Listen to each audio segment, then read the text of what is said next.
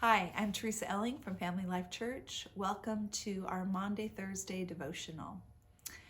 The Thursday before Easter was a packed day for Jesus and the disciples. There was a lot going on, and this day is mentioned in each of the four Gospels, although each one has certain things they mention and some things they leave out. So you kind of have to read all four to get the full story.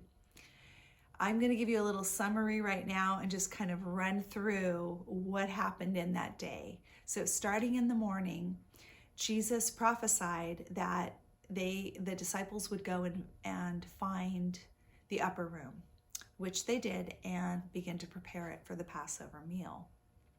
And Jesus and all the other disciples arrive. They're enjoying their meal together, reclining, hanging out, fellowshipping. And then Jesus talks about communion. It's the first time he mentions it, the purpose of drinking the wine and breaking the bread and what that represents. And so he explains that to the disciples and tells them that they should continue to do that in remembrance of him. Jesus also mentions that someone will betray him. And at this point, the disciples are a little curious, but they're not really concerned. And actually, they're so not concerned that they go into an argument about who's going to be the greatest. And they sit there debating that for a while, and Jesus has to come in and talk to them about that. And then he mentions to Peter that Peter's going to be sifted and that he will deny Jesus 3 times.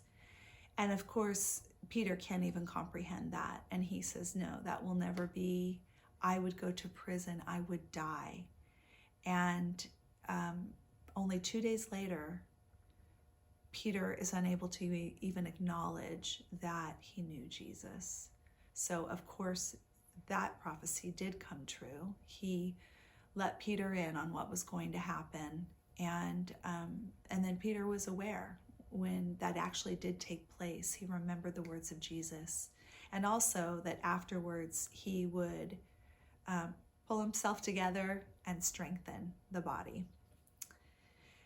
After discussing Peter, Jesus washed the disciples' feet. And we know that this was a job for the lowest of servants.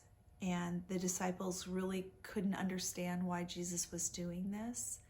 But he was modeling servanthood, modeling being the least rather than the greatest. And in doing this, of course, Peter said, you're not going to wash my feet, and kind of tried to refuse. And Jesus said, then you'll have no part of me. So then Peter relents and allows him to wash his feet. And after that, Jesus mentions again about the betrayal. This time, a couple of the disciples say, okay, who is this? Who's going to do this? And Jesus passes the bread to Judas and then tells him, go do what you need to do it quickly. And Judas leaves. And so now Jesus gives a new commandment to the disciples, and that is the command to love one another the way that he loved. And that is very significant. After the command, Jesus and the 11, because Judas is already gone, they go to the Mount of Olives. And Jesus asks the disciples, would you keep watch and pray? And this is probably his hour of his greatest need, his need for support, his need for the disciples to partner with him and be there for him. And they fail him miserably by falling asleep several times. They can't keep watch. And Jesus is very discouraged from that. And that's kind of a painful scene. And Jesus is in anguish at this point. He's been praying. This is the point of a complete surrender, where he says, if there's any way that this cup, the cup of God's wrath, of his judgment, if that could pass from me, nevertheless, not my will, but yours be done. After Jesus surrenders, Judas arrives. He comes with soldiers and some officials from the religious orders, and they arrest Jesus. And there's also one of the Gospels, well, several talk about how Peter pulled out his sword and cut off one of the soldier's ears. And one of them explained that Jesus actually healed that soldier, which is a really awesome testimony. Jesus is arrested, and Peter and one other disciple follow them, and the rest of the disciples flee. They leave and scatter. After this, Peter denies Christ. He denies him 3 times. The rooster crows. He remembers what Jesus says, what he said, and then he weeps, and just with that reality of his heart and his choices. And at that point, it's morning and the beginning of Good Friday. So that is all the stuff packed in to this Thursday. And the reason that we call this Maundy Thursday, Maundy comes, it's a shortened version of the Latin word for mandate or command. And it's because of the command that Jesus gave about love. And so that commandment I'm going to read to you. A new commandment I give you, love one another. As I have loved you, you must love one another. And by this, everyone will know that you are my disciples. So there's the command. And Jesus has talked about love before, but now he's saying, I want you to love the way I love.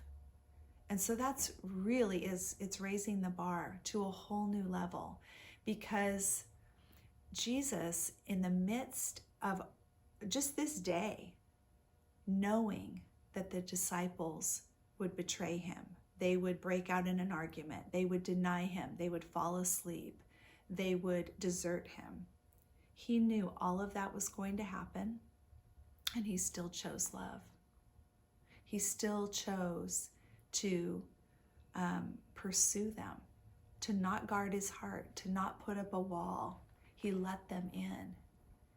And he did that by eating with them, fellowshipping. It says that they ate and reclined together, which means just a very casual, intimate gathering where you're talking, probably for hours, that they were fellowshipping together. Jesus does the first communion with them. He washes their feet. He also tells them, I am going to prepare a place for you. And also, if you ask anything of me, I will do it. So he's giving them these promises that are amazing, including the promise of the Holy Spirit. He talks about that as well. And so, knowing what the disciples were going to do, he still chose to love, still chose to pursue. I think if it was me, I probably would say, hey, I was going to go prepare a place for you, but no, not anymore. You know, the way you guys are acting is ridiculous. And I think sometimes we do that with our kids, but that's not who Jesus is. It's not who our Father is. He continues to pursue us no matter what, even when we hate him, even when we shook our fist at him, while we were yet sinners. He died for us. Judas was able to get close. Peter was able to get close enough to deny, to betray Jesus, because Jesus let them in. And so that is an example for us. That is love. So often we put up these walls whenever someone hurts us, when we're offended. If you look even at social media, how quickly we will block someone or unfriend someone because they offend us, because they embarrass us, because they cause us pain, because they don't agree with our opinion. Whatever it is, we're very quick to cut people off. And Jesus is just showing that that's not his heart. It's to pursue. It's to choose to love over and over. It's part of us laying our lives down the way that he did. So for today, for Maundy Thursday, I encourage you to go through and read these scriptures. If you're sheltering by yourself, just take some time to read them. If you're with your family, read them out loud. Take communion and reflect on this mandate to love the way that Jesus loved. We need the power of the Holy Spirit. That is the only way we can love the way that he did. And so take some time to pray and ask the Lord, how can I better love the people around me? What are the things getting in the way? What are the ways that I'm selfish and I hold back out of fear or not wanting to be hurt? And how can I pursue the one in front of me and love them? God bless you.